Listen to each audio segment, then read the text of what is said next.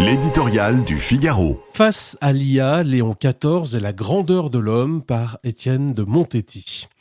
Par le choix de son nom, le nouveau pape élu il y a un an a mis d'entrée ses pas dans ceux de Léon XIII. À la fin du XIXe siècle, celui-ci publia un texte célèbre, Rerum Novarum, en défense de la classe ouvrière face à la société industrielle.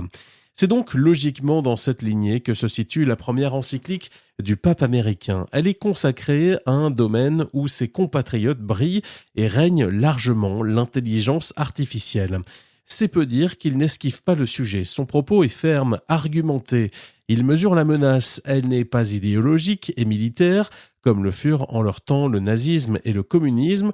Elle est technologique. Aujourd'hui, comme hier, Prométhée veut dominer. Toujours l'orgueil, toujours la volonté de puissance.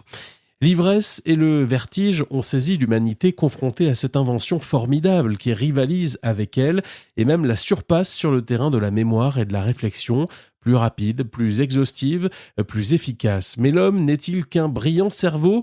L'IA ignore les sentiments, l'imagination, l'émerveillement, l'action de grâce. Pire, aux yeux du souverain pontife, elle est capable de compassion, de miséricorde, de pardon.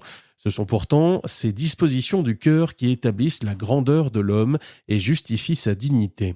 Magnifique humanité, l'IA n'a de raison d'être qu'au service de celle-ci.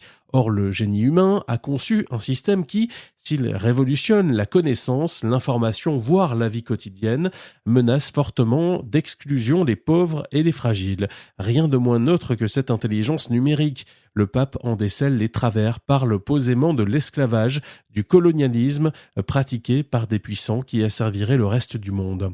C'est donc un cri d'alarme que Léon XIV lance, notamment à l'adresse des dirigeants politiques. Ceux-ci ont eu la faiblesse un temps d'abandonner au seul marché la régulation du cours du monde au nom de la prospérité. Il leur revient maintenant d'affronter les géants de la Silicon Valley et de réguler l'IA, la désarmer, c'est son mot. Et sa foi l'incline à penser que, face à Goliath, l'homme n'a jamais dit son dernier mot.